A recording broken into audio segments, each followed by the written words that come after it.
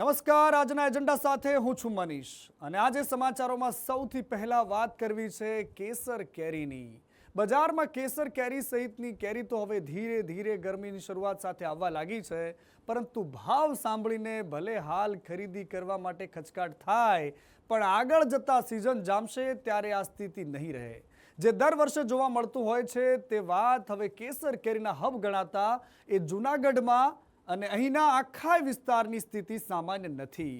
શિયાળામાં બમ્પર ઉત્પાદનના સંજોગો સર્જાયા બાદ હવે સ્થિતિ તેનાથી ઉલટી છે। આંબાને રોગ લાગુ પડ્યો અને કેરીના પાક પર તેની ખૂબ ખરાબ અસર પડી છે, જેનાથી ખેડૂતો મુશ્કેલીમાં મુકાયા છે। ઉનાળો પોતાના મૂળ સ્વરૂપમાં આવી ગયો છે।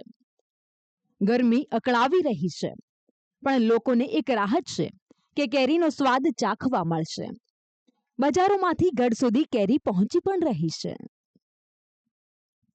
જો કે જૂનાગઢના કેરીના ખેડૂતો માટે આ વખતે સ્થિતિ સામાન્ય નથી। આંબા પર કેરી છે તો ખરી, પણ ઉત્પાદન જોઈએ તેવું નથી, જેના કારણે તાલાલા અને વંથલી પંથકના ખેડૂતો માટે અત્યારે ચિંતા છે। અને એ પંથક છે જ્યાં થતી કેસર કેરીની દેશ દુનિયામાં આતુરતાથી રાહ જોવાતી હોય છે।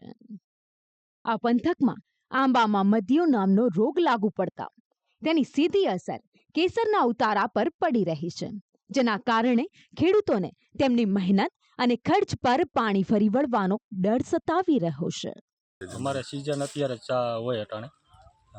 શું પરિસ્થિતિ છે આખા જિલ્લા તાલુકામાં? આખા તાલુકામાં અટાણે પરિસ્થિતિ બહુ છે, એમાં કાંઈ અટાણે થાય એમ નથી। આંબાના મોર તો સારા આવ્યા હા, આંબાના મોર બહુ સારા આવ્યા હતા, પણ એમાં અટાણે એ માયલું કાંઈ દેખાતું નથી। પછી એમાં અમે બહુ ખર્ચો બહુ કર્યો અને એ ખર્ચો અટાણે ઉપડતો નથી અટાણે, અને હંધું ભરી ગયું। શું લાગે ઉત્પાદન કેવું થાય છે? ઉત્પાદન નકર જો થાય તો એમાં વધારે થાય, અટાણે હાવ કાંઈ થાય એમ નથી। આ વર્ષે તો બહુ નુકસાની છે। આંબામાં જુદી જુદી અવસ્થાએ કુદરતી રીતે ફૂલ અને ફળ એટલે કે મોરનું ખરણ થતું હોય છે। મોરનું પ્રમાણ કેરીનું ઉત્પાદન નક્કી કરે છે। આ વખતે શિયાળામાં સારી એવી ઠંડી પડતા આંબા પર પુષ્કળ પ્રમાણમાં મોર આવ્યા હતા। ડિસેમ્બરમાં આંબા પર એક સાથે 60 થી 70% જેટલા મોર આવી ગયા હતા। ત્યારબાદ જાન્યુઆરી અને ફેબ્રુઆરી મહિનામાં પણ આંબે મોર આવ્યા, જે ગયા વર્ષ કરતા વધારે હતા। ફેબ્રુઆરી સુધી સ્થિતિ સારી હતી। ખેડૂતોને કેરીના ખૂબ સારા પાકની આશા પણ બંધાઈ હતી। જોકે પછી હવામાન અચાનક પલટાયું। માર્ચમાં જ હીટવેવ જેવી સ્થિતિ સર્જાઈ। ગરમી વધતી જતા આંબા પરના મોર બળી ગયા અને બાજી પલટાઈ ગઈ। આટલો મોર આવવાને કારણે અમને પણ એમ લાગતું હતું કે આટલું બધું વોલ્યુમ છે મોરનું, ફ્લાવરિંગનું, એટલે આપણને ખૂબ સારો માલ મળશે। ડિસેમ્બરની અંદર જે મોર આવ્યો એની અંદર મોર આવ્યા પછી તરત જ કોલ્ડ વેવ આવ્યો કે જે રાતનું ટેમ્પરેચર છે એ લગભગ 6-7 ડિગ્રી સુધી જતું હતું। દિવસનું ટેમ્પરેચર પણ 20-25ની રેન્જમાં હતું। તો આ સમય દરમિયાન જે ફળધારણની પ્રક્રિયા છે એ ડિસ્ટર્બ થઈ અને એને કારણે એ મોર છે લગભગ બળી ગયો એમ કહીએ તો કહી શકાય। વંથલી અને તાલાલા પંથકના આંબાઓમાં અત્યારે મધ્યો નામનો રોગ લાગુ પડ્યો છે। આ રોગને હવામાન સાથે સીધો સંબંધ છે। કૃષિ નિષ્ણાંતોનું માનીએ તો દિવસ અને રાત્રિના તાપમાન અને ભેજમાં વધુ ફેરફારને કારણે કેરીનું ખરણ વધી જાય છે। વાદળછાયું વાતાવરણ, ધુમ્મસ કે કમોસમી વરસાદને કારણે રોગ જીવાતનો ઉપદ્રવ વધે છે, જેના કારણે મધ્યો રોગ લાગુ પડે છે। આ વખતે તો મધ્યાના રોગે હદ વટાવી છે। એ મોર દરમિયાન એનું જે ફળધારણ થયું, ફ્રૂટ સેટિંગ થયું, એ સમય દરમિયાન મધ્યાનો જે પ્રશ્ન છે એ એકદમ ભયંકર થયો। લગભગ ઘણા વર્ષો પછી આપણે જોઈએ છે કે આ વર્ષે એટલો બધો સિવિયર મધ્યો આવ્યો છે અને દવાઓ પણ ઘણી બધી સજેસ્ટ કરી, પણ મધ્યાએ આ વખતે દવાઓને પણ જવાબ દીધો નથી। જેવો શિયાળો પૂરો થયો પછી ટેમ્પરેચર થોડોક ટાઈમ માઇલ્ડ રહેવું જોઈએ, એને બદલે સીધું જ અપ થઈ ગયું અને અપ થઈ ગયું એટલે સીધો જ મધ્યાનું જે પ્રેશર છે એ વધી ગયું અને મધ્યો વધી ગયો અને મધ્યો કંટ્રોલ પણ ન થયો। એને કારણે જે જાન્યુઆરીનું સેટિંગ હતું એ પણ ઘણું બધું નુકસાનમાં ગયું।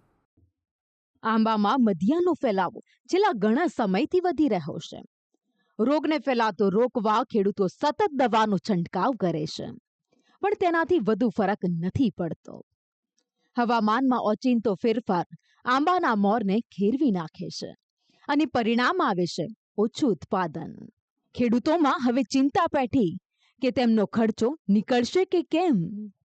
મજૂરી કરી કરીને દવાના પૈસા દેવા શું કરવું? અત્યારે શું પરિસ્થિતિ છે આંબાની? અત્યારે આંબાની પૈસા કાંઈ છે નહીં મળતું. રોગ આવી ગયો ને મોરે ખરીએ કાંઈ છે નહીં. રોગ ઉઈ ગયો. પાક રોગ હતો. ઉત્પાદન કેટલું થશે? ઉત્પાદન જો થાય તો 50,000 થાય. અટાણે 50,000 ખર્ચો કર્યો છે. 25,000 ઘરના દેવો જોઈએ, એક રૂપિયા આવશે નહીં. કૃષિ નિષ્ણાંતોનું માનીએ તો મધ્ય રોગ હવામાનને કારણે ફેલાતો હોવાથી તેને રોકવો અશક્ય છે. જો કે કેટલાક પગલાં લઈને તેને અંકુશમાં જરૂર લઈ શકાય છે, જેમાં જરૂરી દવાનું છંટકાવ, આંબાને સમપ્રમાણ માત્રામાં પાણી આપવું, તેમજ પાણી આપ્યા બાદ સાંજના સમયે યોગ્ય માત્રામાં યુરિયા અને પોટાશ ખાતર આપવાનો આ સમાવેશ થાય છે. હવે જોવાનું એ છે કે આગળ જતા કેસર કેરીનું ઉત્પાદન કેવું રહે છે. કેતન ઓઝા, સંદેશ ન્યૂઝ, જૂનાગઢ.